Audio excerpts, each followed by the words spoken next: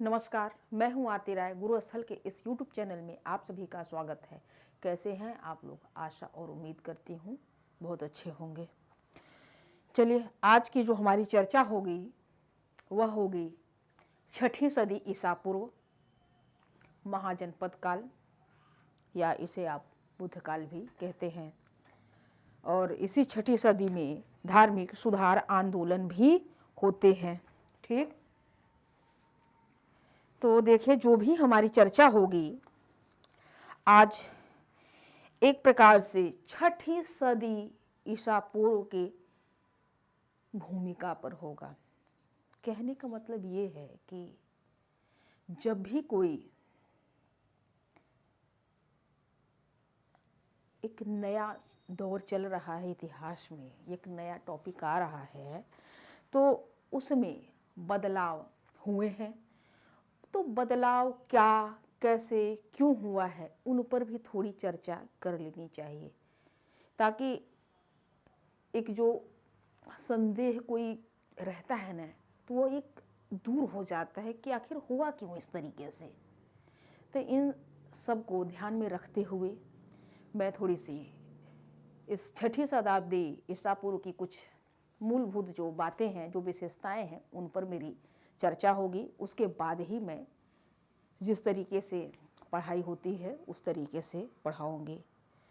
आपको पता है, मैंने पहले भी बताया है कि मेरा कोई अपना है, उसी के लिए मैं वीडियो बना रही हूँ। और मेरे पास एक बच्चा आके पढ़ भी रहा है, तो वो भी बहुत ज़्यादा नहीं जानता है। इस बच्चे का जो है इच्छा है कि वह सिविल सर्विसेज में जाए, तो वह मेरे सामने आके बैठता है, उस चीज़ों को सुनता है, लिखता है और याद भी करता है, मुझे सुनाता भी है।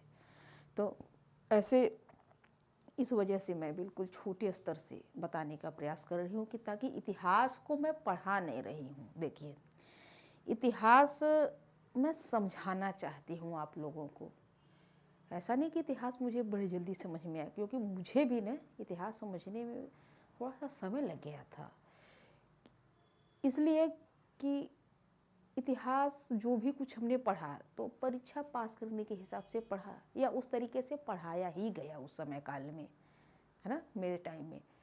तो जैसे समझाने वाले लोग ही नहीं मुझे मिले कि ठीक ठीक समझा लें। आज भी देखिए, मेरे चैनल पर बहुत कम लोग आते हैं देखने। लोगों को कैसा चाहिए, वन लाइनर टाइप का चाहिए और प्रश्नोत्तरी हो जाए। बहुत सारे लोग प्रश्नोत्तरी कराते हैं। हमें भी इतना नहीं आइडिया था कि ये सब क्या है। तो एक दिन किसी ने दिखाया है कि देखो इस तरीके से लोग पढ़ाते हैं, तो बहुत सारे सब्सक्राइबर आते हैं, बहुत सारे लोग देख रहे हैं उसे। तो देखिए, शॉर्टकट का तरीका ना अच्छा तो लगता है, लेकिन उससे सफलता नहीं मिल पाती। आप सिर्फ प्रश्नोत्तर के माध्यम से जो भी कराता है या जो पढ़ रहा है ना, वह सिर्फ रटता है, समझता नहीं है। आपको टीचर बनना है ना, अध्यापक बनना है, प्रवक्ता, तो आपको समझना पड़ेगा, क्योंकि आप भी तो इसे पढ़ाएंगे। तो मेरा उद्देश्य है कि मैं आप लोगों को इतिहास को समझा दूं। इसी तरीके से मैं पढ़ा रही हूँ कि आप लोगों को बात समझ में आए।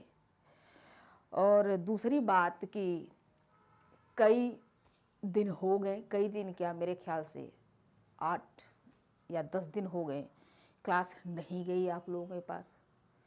उसके पीछे कुछ कारण थे, तो मैं बीच में बता दूंगी। तो चलिए हम क्लास की शुरुआत करते हैं, ठीक है ना।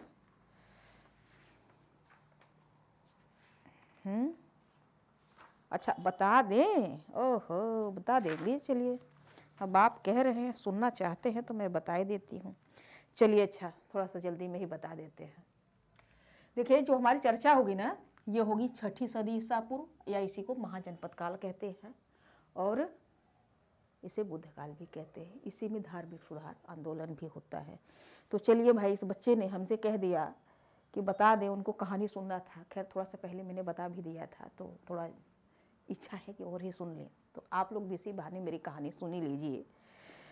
जैसा कि पहले भी हमने बताया कि जब पूर्व वैदिक काल जब ख़त्म किया था तो उसी समय मेरा कहीं जाना हो गया था। तो वहाँ से आने के बाद ही मैंने उत्तर वैदिक काल का क्लास आप लोगों को दिया था। तो उसके बाद हुआ क्या बीच में कि जब हम वहाँ गए हुए थे एक जगह, तो वहाँ पर मेरे बचपन की एक प्रिय चीज़ बिक रही थी और देख के लालच आ गया और बचपन याद आ गया कि चलो खा ही लेते हैं। अब वो चीज़ क्या थी? एक फल था। उस फल को इंग्लिश में स्टार फ्रूट कहते हैं, स्टार फ्रूट, और हिंदी में शायद कमरख कहते हैं ना, कमरख। और जब हम बचपन में जब सुने थे तो उसको अमरख के नाम से जानते थे, अमरख। ठीक, ये अमरख या कमरख जो भी और जगह भी अलग अलग नाम होंगे, लाइए हटा देते हैं इसको, तो चलिए कहानी ही सुनाती हूँ। ठीक, तो हुआ क्या कि उस समय मुझे वह दिख गया। एक बाबा थे बूढ़े, वह बेच रहे थे, तो देख के बड़ी इच्छा हुई। अब जैसे बचपन में लोग देते थे काट करके, उस तरीके से बेच रहे थे, तो बचपन याद आ गया। तो मेरे 2 बच्चे भी हैं, तो उन दोनों से पूछा कि लोगे? तो सर हिला दिया कि नहीं लेंगे। तो हम कहे लाओ हम तो खा लेते हैं। हमने खाया और अच्छा लगा। पतिदेव से भी पूछा तो उन्होंने भी मना ही कर दिया, तो कोई नहीं लिया। क्योंकि वो बाबा थे, उनके साथ पहले ही ग्राहक मैं थी, तो उनके पास चेंज वगैरह नहीं था, तो उन्होंने जो भी हमने पैसे दिए उसके एवज में उन्होंने ज़्यादा हमको दे दिया। तो अब चलते फिरते ऐसे ही छोटे वाले बेटे ने खा लिया, तो उसको अच्छा लगा। फिर बड़े ने भी खा लिया। बाद में छोटे ने उसको बता दिया, तो बड़े ने खाया कि अच्छा लग रहा है, चलो अच्छा खाते हैं। तो हम सब मिल कर के खाएँ और चाहिए मतलब, तो दोबारा भी आकर ले गए।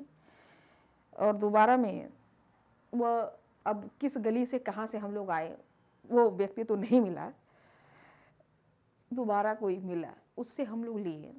तो थोड़ा सा बच्चों की इच्छा आ गई, तो उन्होंने भी ले लिया कि चलो भाई मम्मी की पसंद है, ये बचपन की जो मम्मी खाई है तो हम लोग भी थोड़ा खा लेते हैं।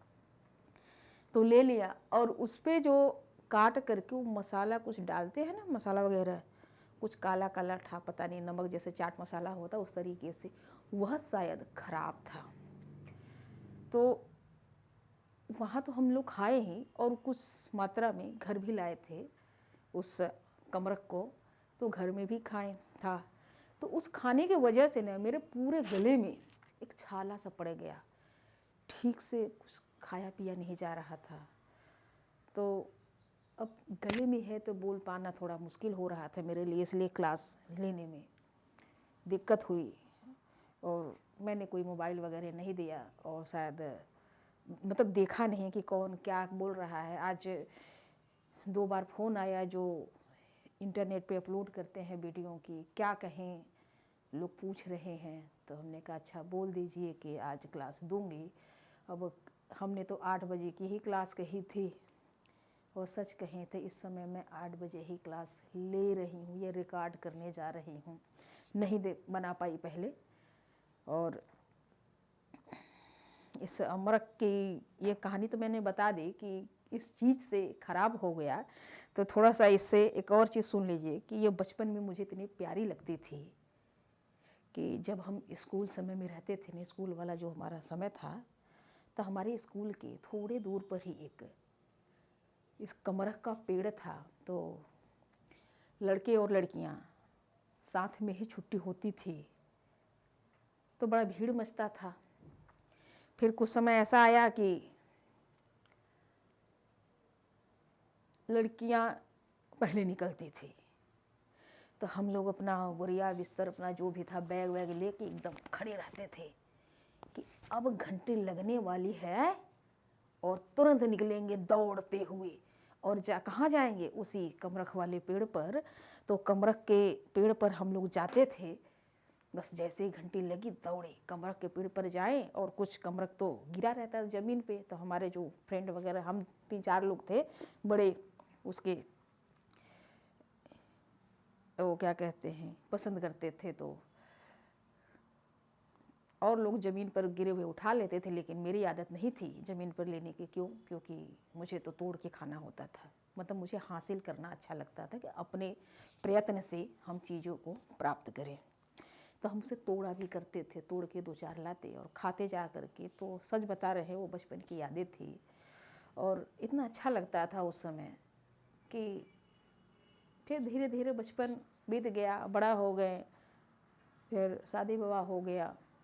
ये सब देख रहे हैं, आज आपके सामने हूँ, और सच कह रही हूँ ना, 2002 के बाद से मैंने कभी कमरख नहीं खाया। अचानक वैसा ही दृश्य वहाँ पर मुझे लगा कि कोई, जैसे बचपन में भी वो बेचा करते थे काट उठ करके, तो वहाँ पर भी वो बाबा थे, काट के बेच रहे थे। तो हमने खा लिया, और मसाला ऐसा ख़राब निकला कि गला ही ख़राब हो गया। चलिए, नहीं तो हम मुझे लगता है 10 मिनट तो हमारी कहानी ही सुनाने में बीत गई। और भी बातें हैं, आगे बता दूंगी कभी। ठीक, कुछ लोग कहते भी हैं कि कुछ कभी कभी कहानी भी सुना दिया करते। चलिए, आज हमने अपनी ही कहानी सुना दी। ठीक है, तो देखिए, हम लोग पढ़ेंगे क्या क्या इस छठी सदी ईसा पूर्व में। ठीक, थोड़ा सा समझते हैं। ठीक, थोड़ा सा हम समझते हैं कि हम यहाँ पर सबसे पहले 16 महाजनपद को पढ़ेंगे। महाजनपद, 16 महाजनपद को पढ़ेंगे। इस छठी सदी ईसा पूर्व में 16 महाजनपद को पढ़ेंगे, और मगध का उत्कर्ष भी, उत्कर्ष या मगध का साम्राज्य को हम पढ़ेंगे। ठीक, यानी 1 नंबर पे 16 महाजनपद पढ़ेंगे। इसी 16 महाजनपद में हम 10 गणराज्य को भी देखेंगे, गणराज्य। ठीक, और ये दूसरे नंबर पे हम पढ़ेंगे मगध का उत्कर्ष। ठीक, और तीसरे नंबर पे हम पढ़ेंगे, अब इसी मगध में देखिए कई सारे शासक आते हैं। मगध के में हर्यक वंश आता है।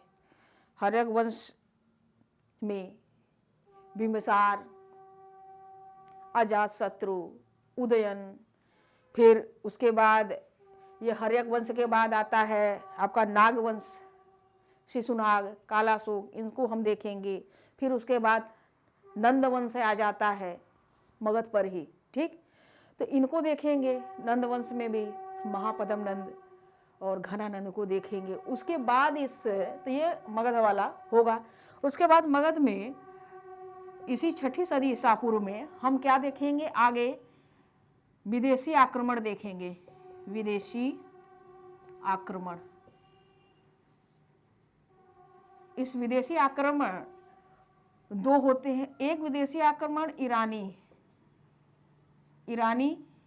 ईरान के नेतृत्व में भारत पे आक्रमण होता है, और दूसरा ये क्या है, यूनानी आक्रमण को भी हम लोग देखेंगे। ठीक, सिकंदर के नेतृत्व में।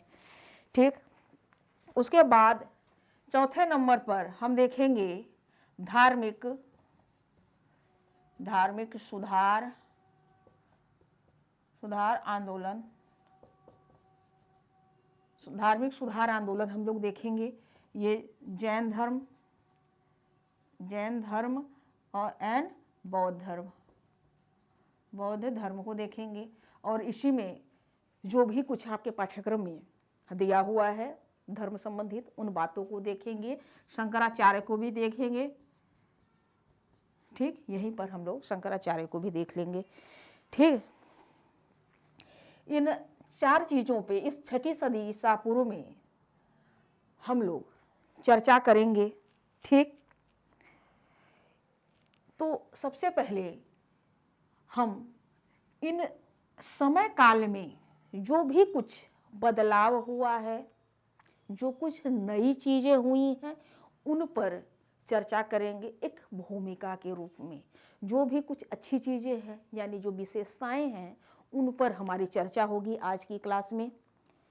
कि क्या बदलाव हुआ है उस समय काल में। देखिए, जब वैदिक काल हमने पढ़ाया, वैदिक काल के पहले भी आपने हड़प्पा देखा, हालांकि हड़प्पा तो पतन भी हुआ, फिर उसके बाद वैदिक काल आता है। यहाँ स्थानीय लोग और आर्यों में किस तरीके से बनता बिगड़ता है, ये चीज़ें हम आपको सारी बता चुके हैं। तो वैदिक काल में आपने देखा पूर्व वैदिक काल, पूर्व वैदिक काल में समाज किस तरीके से होता है, सब कुछ क्या कैसे होता है, ये सारी बात नहीं बताऊंगी क्योंकि बता चुकी हूँ ना। तो पूर्व वैदिक काल के मुकाबले उत्तर वैदिक काल में हमने देखा कि बदलाव हुआ बहुत सी चीज़ों में, है ना। तो उसमें भी जो भी बदलाव हुआ, तो हम शुरुआत में ही विशेषताओं के बारे में थोड़ी चर्चा किए थे कि क्या हुआ। तो उसी तरीके से यहाँ महाजनपद काल में भी, यानी 6ठी शताब्दी ईसा पूर्व में जो भी कुछ बदलाव होते हैं, विशेष बातें हैं, उन पर हमारी चर्चा होगी। ठीक, उसके बाद हम महाजनपद काल शुरू करेंगे, 16 महाजनपद काल इसके बाद ही शुरू होंगे। इसी में 16 महाजनपद में 10 गणराज्यों को भी देखेंगे। कैसे होगा मैं ही आपको समझाऊंगी, बताऊंगी। देखिए, मैं इतिहास एक पढ़ाना जो होता है ना, पढ़ा नहीं रही हूँ, मैं समझाने का प्रयास कर रही हूँ। ठीक, बिल्कुल छोटे स्तर से मैं आपको बताने का प्रयास कर रही हूँ कि आप लोग समझ जाएं, अच्छा रहेगा। एक बार समझना ना 10 बार पढ़ने के बराबर होता है कि एक बार आप उस चीज़ को समझ लें। जब आप समझे रहेंगे तो एक बार 2 बार में पढ़ के याद कर लेंगे। अगर आपको वह बात समझ में ही नहीं आई तो आप नहीं समझ पाएंगे कुछ भी, चाहे कितना भी याद कर ले। और इतिहास देखिए, ये बहुत बड़ा होता है। जिस तरीके से मैं पढ़ा रही हूँ ना, बहुत आप चाहें तो किसी भी परीक्षा को दे सकते हैं। आप पीसीएस वाले परीक्षा भी कोई देना चाहे ना, तो मेरे पढ़ाए हुए प्रश्नों को पढ़ेगा तो वह पीसीएस की परीक्षा भी दे देगा। और दूसरी बात कि इस समय एक प्रवक्ता है ना, जीआईसी, तो आप लोग जो भी मेरा क्लास देख रहा है और जिसने भी उस जीआईसी जो है उसको फॉर्म भर डाला है ना, वह यही पढ़ के सीधे देगा। अगर कोई पढ़ रहा है तो क्यों, क्योंकि उसके भी सिलेबस को भी मैं ठीक ठीक लेके चल रही हूँ। हाँ, उस पर यूपी टीजीटी पीजीटी लिख दिया गया है, अब लिख दिया गया है तो मैं उस पर जीआईसी प्रवक्ता नहीं लिख सकती हूँ, वह नियम के खिलाफ होगा। लेकिन आप में से जो भी पढ़ रहा हो वह परीक्षा में बैठ सकता है। ठीक, तो किसी दिन मैं एक छोटा सा वीडियो बनाऊंगी कि कैसे करना है। समय ही नहीं मिल पाता है बच्चों, तो हो नहीं पाता है ना, समस्या यही है मेरे पास। तो चलिए हम क्लास ही शुरू करते हैं। देखिए, जो भी कुछ महाजनपद काल में कुछ नई बातें घटनाएं हुई, वो सारी चीज़ें हम यहाँ पर पहले देखेंगे, उसके बाद ही हम एक एक करके चर्चा करेंगे।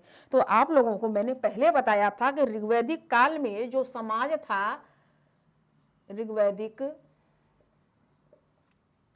ऋग्वैदिक काल में कैसा था भाई, कबीले के रूप में रहते थे, कबीले के रूप में लोग रहते थे ना, कबीला था, कबीला ही लिखे, कबीला था। ठीक, और यही उत्तर वैदिक काल में क्या होता है, उत्तर वैदिक काल में कैसे लोग आए, कुछ कबीले अपना स्वतः विकास करते हैं, वह जनपद का निर्माण करते हैं। ठीक, यह उत्तर वैदिक काल में ही हुआ था।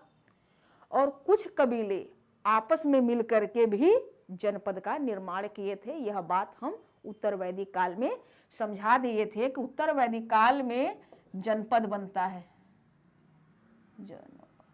ठीक, और इसी तरीके से यह आगे बढ़ता है।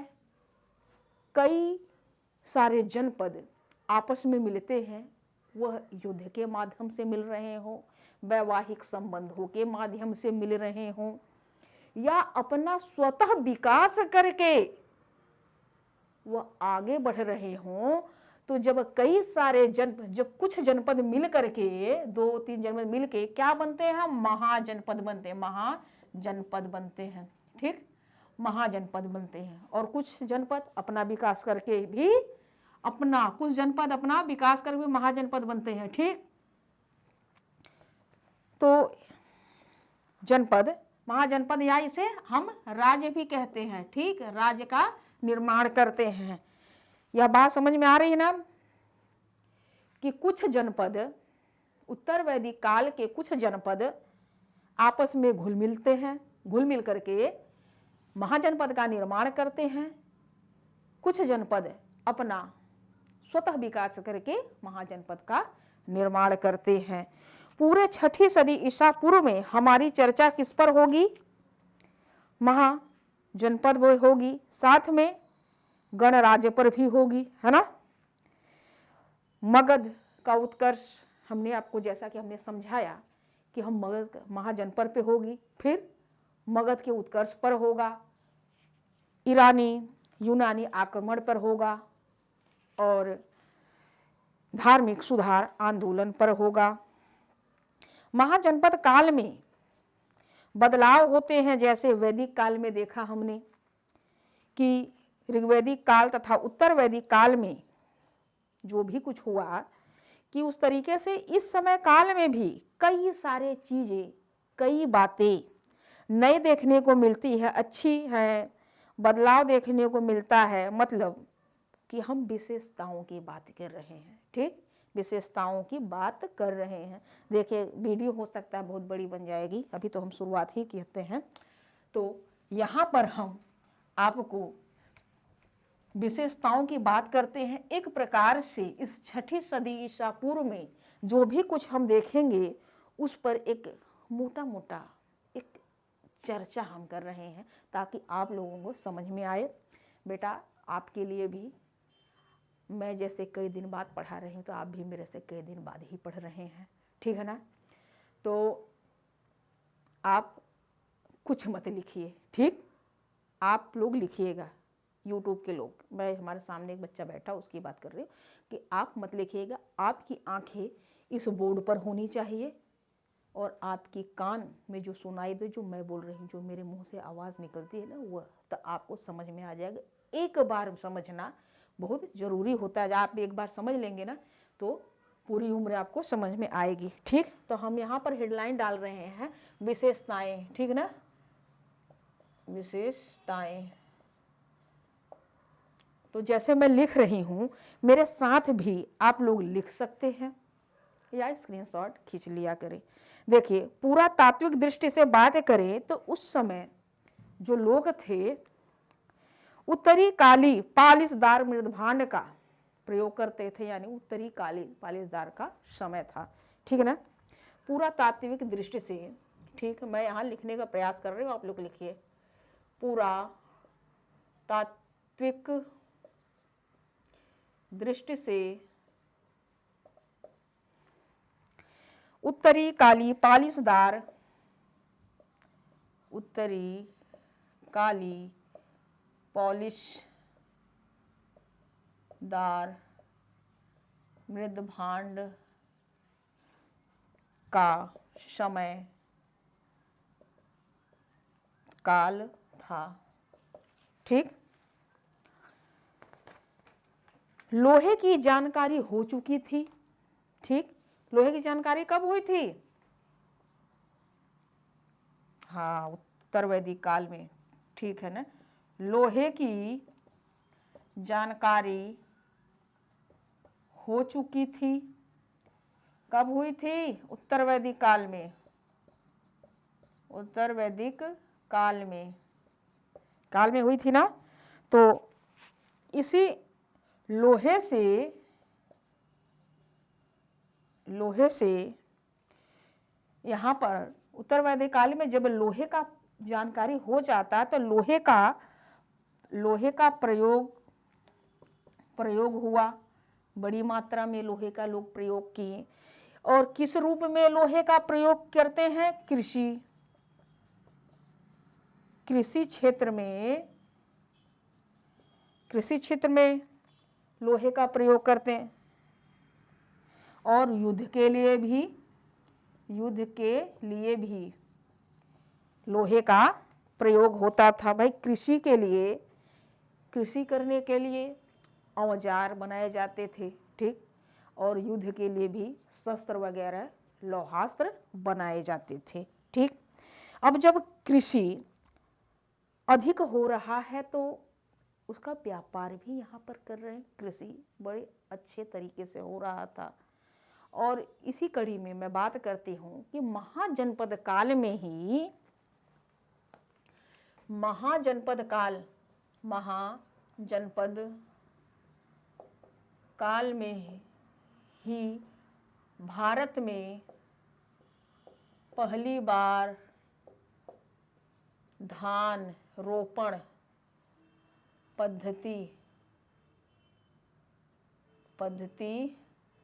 का शुरुआत होता है।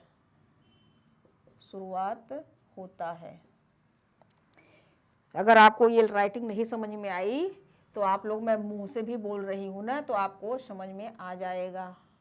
ठीक, शुरुआत होता है। यहाँ देखिए कृषि व्यवस्था, कृषि अधिशेष हो रहा है तो क्या होगा? जब कृषि अधिशेष का मतलब कि जो भी कृषि हो रहा है इनके अपने खाने पीने से ज़्यादा हो रहा है। तो जब ज़्यादा हो रहा है तो अपने आसपास के इलाकों में उसको बेच रहे हैं, मतलब व्यापार की शुरुआत हो रही है। ठीक, ठीक से यहाँ समझें। कृषि की बात कर रहे हैं, ये कृषि है ना। कृषि क्या हो रहा है? अधिशेष। कृषि का जब अधिशेष हो रहा है तो अधिशेष से क्या हुई? व्यापार की शुरुआत हुई। व्यापार की शुरुआत होती है, यानी आरंभ होता है। ठीक, अब जब व्यापार की शुरुआत हो रही तो क्या हो रहा भाई? व्यापार वाणिज्य को बल मिल गया। ठीक, जब व्यापार वाणिज्य की शुरुआत हुई तो मुद्रा प्रणाली की भी शुरुआत होती है। जब व्यापार की शुरुआत होती है तो मुद्रा प्रणाली की भी शुरुआत होती है। ठीक, लोगों के पास पैसा आना शुरू होता है। लोगों के पास पैसा आना शुरू होता है। अब पैसा जब शुरू होता है तो नियमित रूप से जब पैसा आना लोगों को शुरू होता है तो यहाँ पर नियमित रूप से कर व्यवस्था की शुरुआत होती है। नियमित रूप से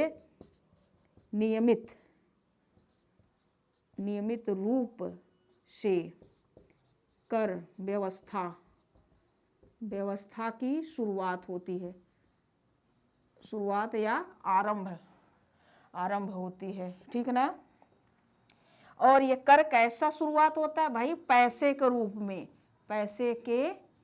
रूप में। ठीक, कर कैसे मिलता है राजा को? पैसे के रूप में। राजा को कर पैसे के रूप में मिलता है।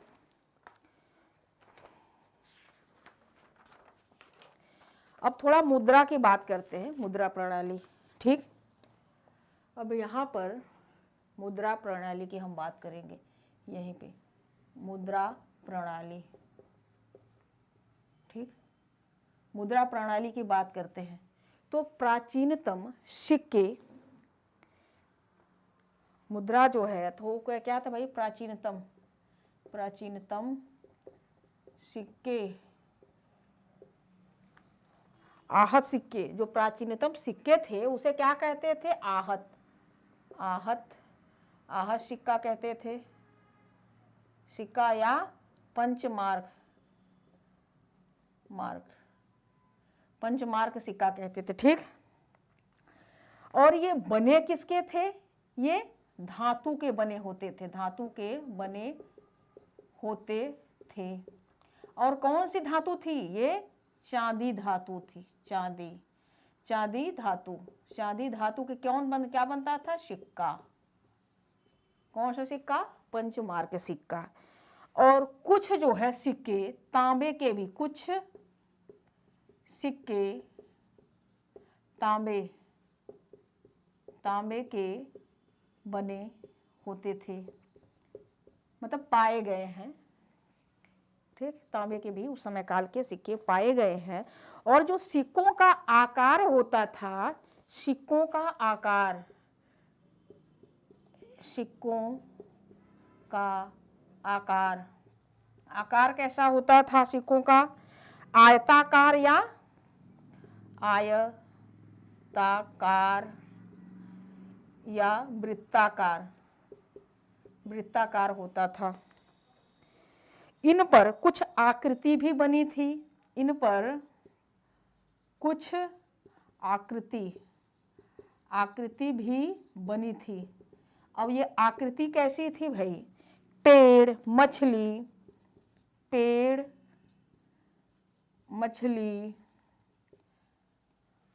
मोर, अर्धचंद्र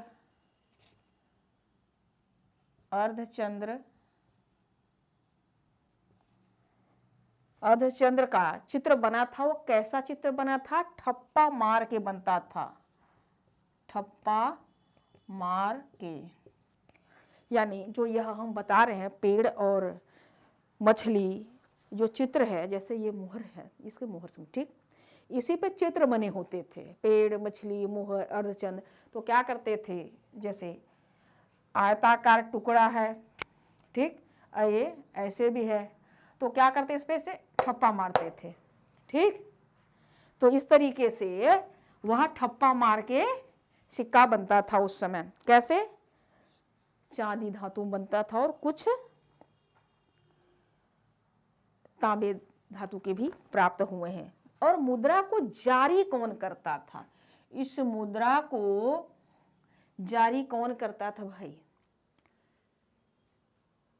मुद्रा को जो जारी करता था, व्यापारिक संगठनों द्वारा मुद्रा को, इसे पहले हटाइए, मैं लिखती हूँ, आप लोग जरा स्क्रीनशॉट खींच लिए तो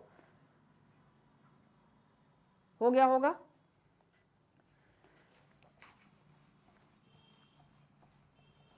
तो आप लोग साथ में लिखते रहिए। मैं इस तरीके से लिख रही हूँ कि आप लोग साथ में ना नोट करते जाएंगे, इसीलिए इस तरीके का बनाने का मेरा उद्देश्य है।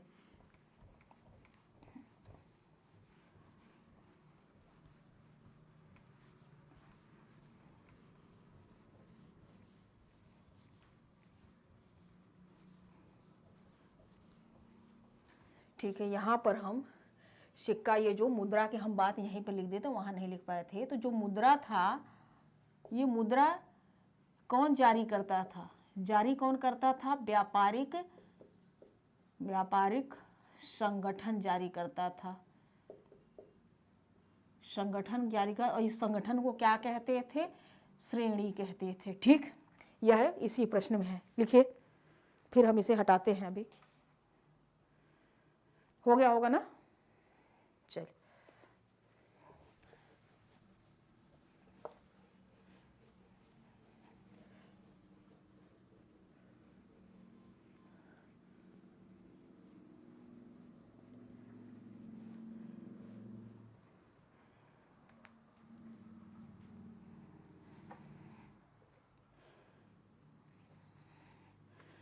अब आगे, जब नियमित रूप से कर व्यवस्था आरंभ होता है तो राजा के पास कर के रूप में, कर पैसे के रूप में मिलता है, ठीक। यहाँ पर मैं लिख रही हूँ, आप लोग यह लाइन पहले भी मैंने दोहराई है, थोड़ा सा यह तरीका फिर भी आप लिखिए, ठीक। क्योंकि एक, जब नियमित रूप से कर व्यवस्था आरंभ होती है, कर व्यवस्था आरंभ यानी शुरुआत होती है, तो राजा के पास कर कैसे मिलता है? पैसे के रूप में मिला, पैसे के रूप में मिला। ये जो राजा के पास ये जो कर कैसे मिला, पैसे के रूप में मिला। और जब पैसे के रूप में राजा के पास कर मिलता है तो राजा इसका सदुपयोग करता है, इस पैसे को। फिर क्या करता है, नियमित रूप से राजा नियमित रूप से सैन्य व्यवस्था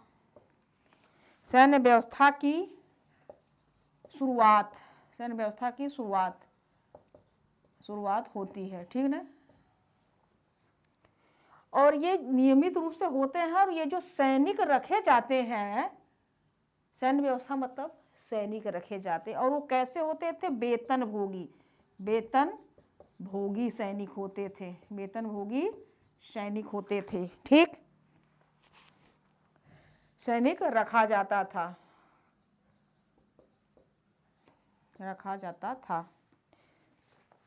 क्यों? क्योंकि कृषि अधिशेष हुआ है ना। फिर से अगर नहीं समझ में आया तो मैं फिर से दोहरा रही हूँ कि कृषि जब अधिशेष होता है तो लोग व्यापार करने के लिए अपने आसपास जाते हैं। जब व्यापार हो रहा है तो देखिए आसपास जाएंगे उसे बेचने के लिए, तो क्या बनता है, कहीं एक जगह रुकेंगे बेचने के लिए, तो किस चीज का निर्माण होता है, व्यापार जब हो रहा है तो किसका क्या निर्माण होगा, बाजार का, ठीक। बाजार बनाए गए, और जब बाजार बनाए गए वही बाजार बाद में नगर भी बनते हैं ना भाई। और महल, भाई एक प्रकार से महल बनाए गए व्यापार करने के लिए, वहाँ सुरक्षित करने के लिए अनाजों को, मकान वगैरह बनते हैं, घर बनते हैं।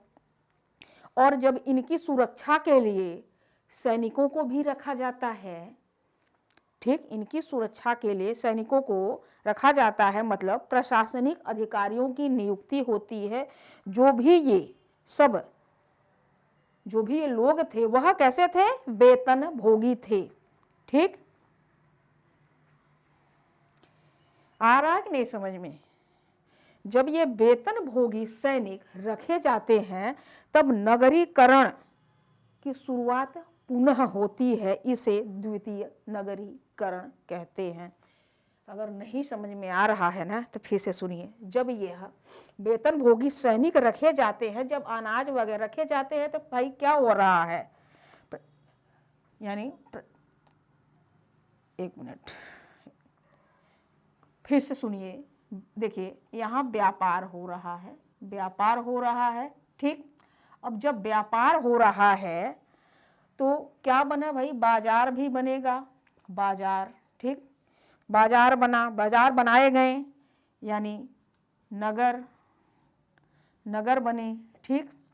अब ये जो व्यापार बना तो अनाज वगैरह रखेंगे कहाँ, सब चीज़ कहाँ रखेंगे, तो क्या बनेगा, घर बनेगा, घर या मकान बनेगा, ठीक, मकान, ये सारी चीज़ें। अब राजा जब सैनिक भी रख रहा है तो भाई राजा भी अच्छे घरों में रहेगा, तो क्या बनेगा, महल बनेगा।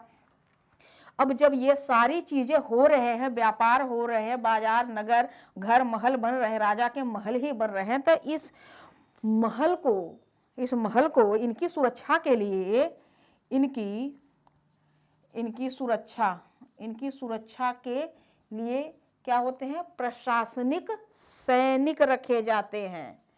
क्या करते हैं, प्रशासनिक सैनिक,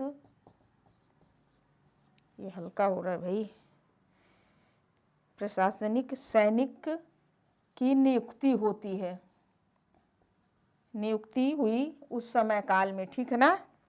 और जो भी ये लोग थे वो कैसे थे, वेतन भोगी थे, वेतन भोगी। अब तो समझ में आया होगा बेटा ना। एक ही चीज को मैं बार बार समझाने का प्रयास कर रही हूँ कि ताकि आपको समझ में आए, ठीक।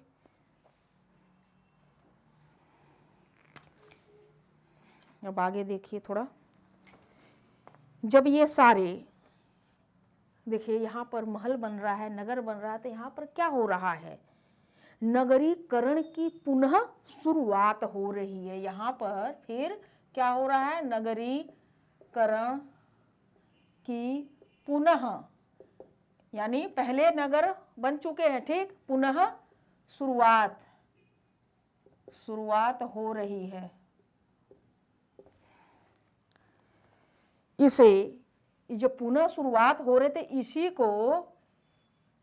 इसे द्वितीय नगरीकरण कहते हैं, ठीक। पहला नगरीकरण कब हुआ था? पहला नगरीकरण हड़प्पा सभ्यता में हुआ था, ठीक। इसके बाद नगरीकरण कब होता है? महाजनपद काल में हो रहा है, महाजनपद काल में हो रहा है, ठीक। पहले हड़प्पा सभ्यता वाले समय में नगरों की शुरुआत होती, उसे पहली नगरीकरण सभ्यता कहते हैं ना। तो दूसरा नगरीकरण इस महाजनपद काल में हो रहा है। इसी समय समाज में जब नगरीकरण हो गया, सैनिक रख दिए गए और व्यापार हो रहा है, तो बहुत सारे काम बटे। तो इनके थोड़ा सहयोग करने के लिए एक नए वर्ग का उदय भी हो रहा है। इसी समय नए वर्ग का उदय हो रहा है। अब वो कौन से थे? नाई, धोबी, गणिका, भिक्षावृत्ति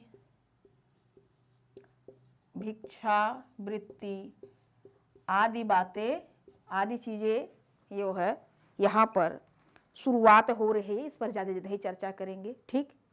क्योंकि कोई भी मान लीजिए वीडियो देख रहा तो उसको मैं उसकी भावनाओं को ठेस नहीं पहुंचाना चाहती हूँ। इतिहास है बेटा, तो कुछ न कुछ बताना पड़ता है। कहीं न कहीं एक वर्ग का उदय कभी न कभी होता ही है, ठीक। तो आप लोग बुरा मत माना करिए, इतिहास है।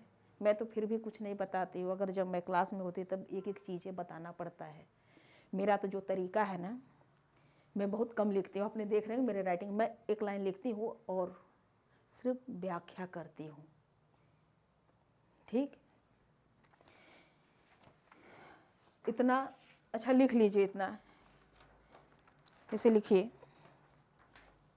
हो गया होगा। अब देखिए, जब ये नगरीकरण की शुरुआत हो रही है, व्यापार वाणिज्य का कार्य भी शुरू हो गया और उनको सहायता देने के लिए, भाई जब एक जगह रहेंगे तो बाल वाल बढ़ जाएंगे, कपड़े गंदे हो जाएंगे, है ना। और कुछ उनको मनोरंजन भी चाहिए। बाल बढ़ गए, नाई आ गए, कपड़े धोने धोबी आ गया, गणिका आ गई। जब ये सारे हो गए तो कुछ आलसी लोग भी होंगे, अच्छा मांगेंगे, ठीक है, कोई बात नहीं, उसकी बातें नहीं करेंगे। चलिए, तो जब ये सारे काम हो रहा है, अच्छा फिर से सुनिए, देखिए, व्यापार वाणिज्य हो रहा है। यहाँ पर व्यापार वाणिज्य हो रहा है। जब व्यापार वाणिज्य हो रहा है तो दस्तावेज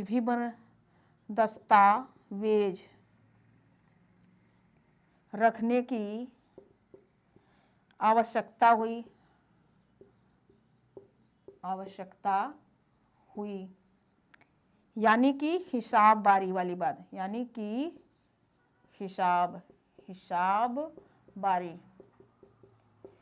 जब व्यापार वाणिज्य हो रहा है, सारे रख रखाव हो रहे हैं, सैनिक वेतन भोगी हैं, तो इनका लेखा जोखा कहीं तो रखा जाएगा। तो जब ये रखा जा रहा है तो इसका मतलब क्या हो रहा है?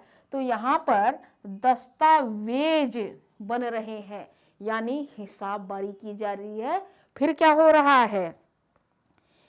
लेखन कला की शुरुआत हो रही है। मैं यहाँ, ये हो गया होगा ना, जरा सा इसे खींच लीजिए आप लोग, तो मैं बताती हूँ। यही लिख दें, देखिए, ठीक। यहाँ पर लेखन कला, पुनः लेखन कला की शुरुआत हो रही है, ठीक। जब दस्तावेज की आवश्यकता मिली तो दस्तावेज की जब आवश्यकता हुई तो हिसाब बारी भई रखे, दस्तावेज यानी हिसाब बारी। तो क्या हो रहा है, यहाँ पुनः लेखन की शुरुआत यानी लिखने का काम हो रहा है और यहीं से ऐतिहासिक काल शुरू होता है। यहीं से ऐतिहासिक काल शुरू हो रहा है ठीक। यानी यहाँ से दस्तावेज बनाने की जो आवश्यकता हुई तो क्या हुआ भाई, लिखने का जो चलन चला, तो यहीं से इतिहास की जानकारी हमें मिलती है ठीक।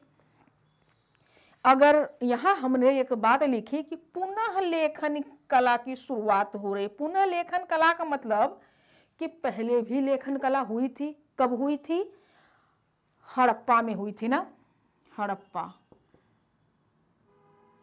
में हुई थी। अब यह हड़प्पा में जो भी लेखन कला हुआ उस समय की जो बातें हैं अभी तक पढ़ी नहीं गई हैं, यानी अपठनीय है।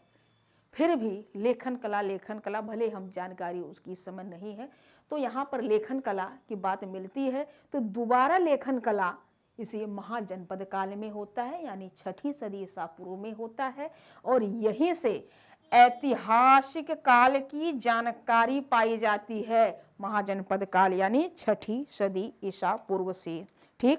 तो यहाँ वाले ये हो जाएगा, तो बताइए आप लोग, लिखे जल्दी। हो गया हो तो बेटा जल्दी बताओ। आपने लिख लिया, आप तो लिख रहे हो ना।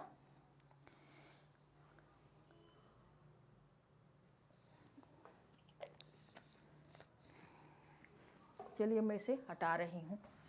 अब दूसरी बातें भी बताऊँ थोड़ा जल्दी। मुझे लगता है 1 घंटे का वीडियो तो बन चुका है।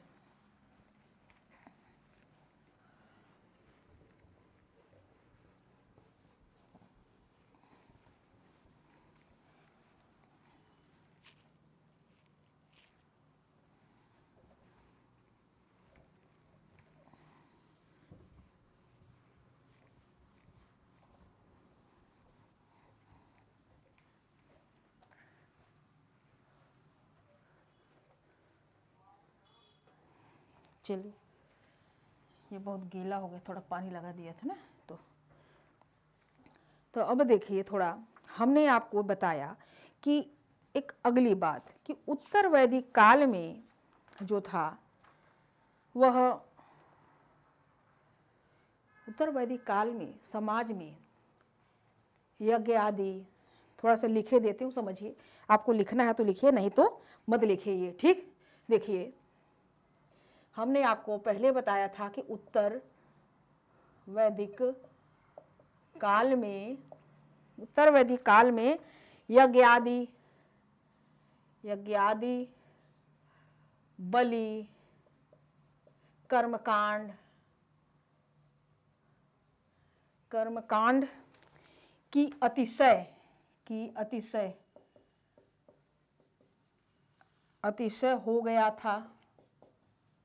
हो गया था ठीक। इसका विरोध भी देखने को मिलता है। इसका विरोध भी देखने को मिलता है। कब मिलता है, उपनिषद काल में ठीक। उपनिषदों में ही इसका विरोध आरंभ हो गया था, उपनिषद में ही आरंभ हुआ था ठीक। क्यों, ब्राह्मणवादी परंपरा में यज्ञ बलि कर्मकांड तमाम प्रकार की बातें बहुत बोलबाला हो गया था ब्राह्मणों का। तो इसके विरोध में उसी समय ही उपनिषद वाला, तो भाई उपनिषदों की रचना हुई। उपनिषद जो रचना किया सबसे अधिक क्षत्रियों ने किया। आपने देखा कि ब्राह्मणों को क्षत्रियों ने चुनौती भी दे दिया था। उसी संदर्भ में कई सारे क्षत्रियों ने, जैसे जनक, प्रहसन, अजातशत्रु और कई सारे नाम हमने उस समय बताए थे, उन्होंने वेद दर्शन की बकायदे ज्ञान प्राप्त किया था ठीक। तो उस समय जो शुरुआत हुई विरोध की, महाजनपद काल में यह विरोध और तीव्र गति से विरोध, महाजनपद काल में, जनपद काल में विरोध तीव्र गति से बढ़ता है, आगे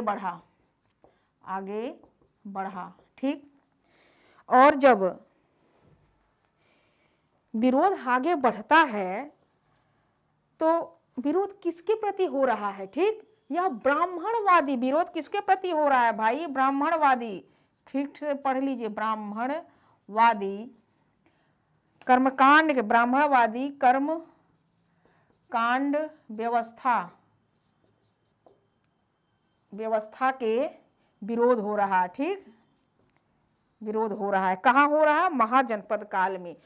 इसी जब इतना ज्यादा या तीव्र गति महाजनपद काल में हो गया तो इस ब्राह्मणवादी के खिलाफ उस समय काल में, महाजनपद काल में कुल 62 धार्मिक संप्रदायों का उदय होता है। संप्रदायों का उदय होता है। ठीक ठीक। 62, तो इसमें इस 62 में से 6 संप्रदाय ऐसे होते हैं, 62 में से 6 संप्रदाय 62 संप्रदायों का उदय हुआ। ये सारे के सारे अपने ज्ञान में आगे बढ़े, किससे? ब्राह्मणों से। ठीक। और इन 62 में से 6 ऐसे संप्रदाय थे जो और ज्ञान में थोड़ा आगे बढ़ गए। ये और ज्ञान में आगे बढ़े तो इनके बाद 2 और महारथी आते हैं। 6 के अलावा भी,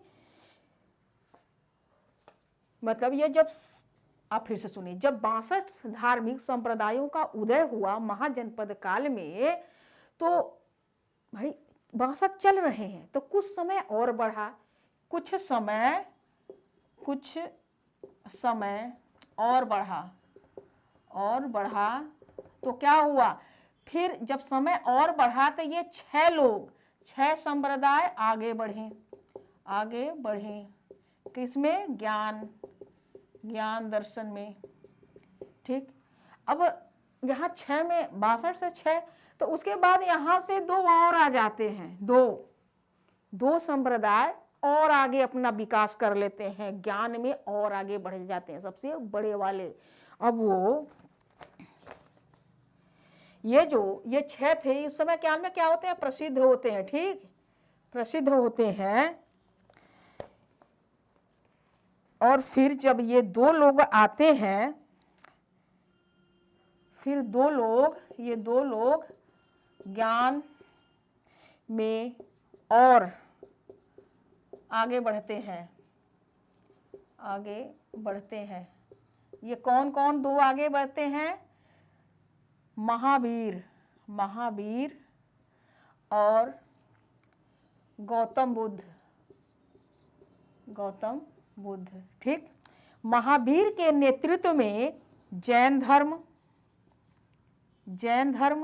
और बुद्ध के नेतृत्व में बौद्ध संप्रदाय काफी फलीभूत होता है। ठीक ठीक। महावीर के नेतृत्व में जैन धर्म अपने विशद ज्ञान के आधार पर प्रसिद्ध हुआ। जैन धर्म, महावीर के नेतृत्व में जैन धर्म अपने विशद ज्ञान के आधार पर प्रसिद्ध हुआ। इसी तरीके से गौतम बुद्ध के नेतृत्व में बौद्ध धर्म अपने विशद ज्ञान के आधार पर प्रसिद्ध हुआ, आगे बढ़ा। ठीक, यह बात आपको समझ में आई तो आप जो है इसका पहले स्क्रीनशॉट खींचिए। हो गया होगा तो देखिए थोड़ा ये हम हटा रहे हैं, हो गया होगा आप लोगों का।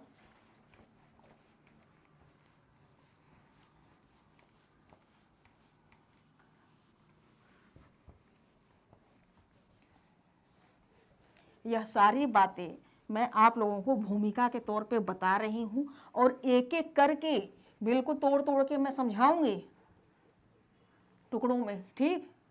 इसलिए यह बताना मुझे ज़रूरी था, आप लोगों के लिए ही यह मैं बता रही हूँ, ठीक है ना।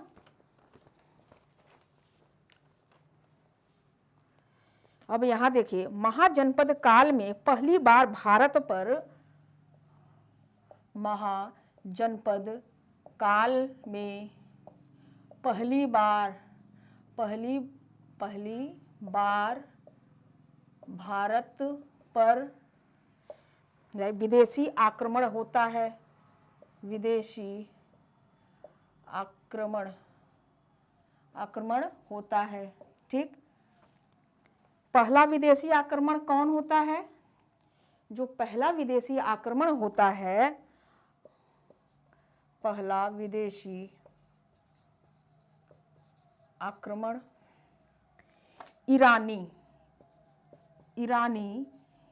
ईरानी करते हैं। इन्हीं को फारसी या पारसिक भी बोलते हैं, पारसिक भी कहा जाता है, ठीक। और ये जो ईरानी लोग जो आक्रमण किए थे वह हखामनी वंश के थे, हखामनी वंश के थे, ठीक। इसका राजा कौन था भाई? इसका राजा कौन था? हखामनी वंश का जो पहला राजा था वह डेरियस प्रथम था। डेरियस प्रथम कब? 516 ईसा पूर्व में ये क्या करता है? आक्रमण करता है, ठीक। इसके बाद जो है, इसके लगभग 200 वर्ष बाद, इसके लगभग 200 वर्ष बाद सिकंदर के नेतृत्व में यूनानी आक्रमण होता है, ठीक। यूनानी आक्रमण होता है। किसके नेतृत्व में होता है? सिकंदर के नेतृत्व में। सिकंदर के नेतृत्व में ये कब होता है? 326 ईसा पूर्व में, ठीक। 326 ईसा पूर्व में। अब हम महाजनपद काल को पढ़ेंगे, ठीक।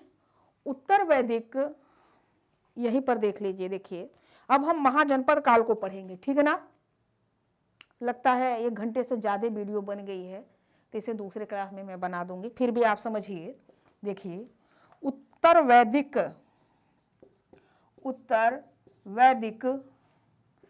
कालीन पृष्ठभूमि में महाजनपद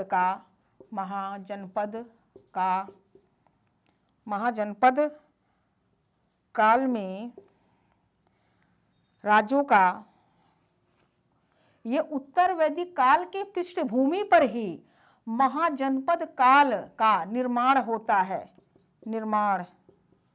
निर्माण होता है, ठीक। और इस जो महाजनपद है उस समय 16 महाजनपद थे।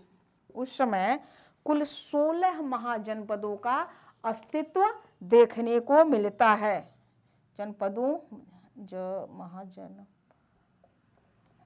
महाजनपदों का अस्तित्व देखने को मिलता है, ठीक। तो यह बात हमारी भूमिका से थोड़ी समाप्त होती है।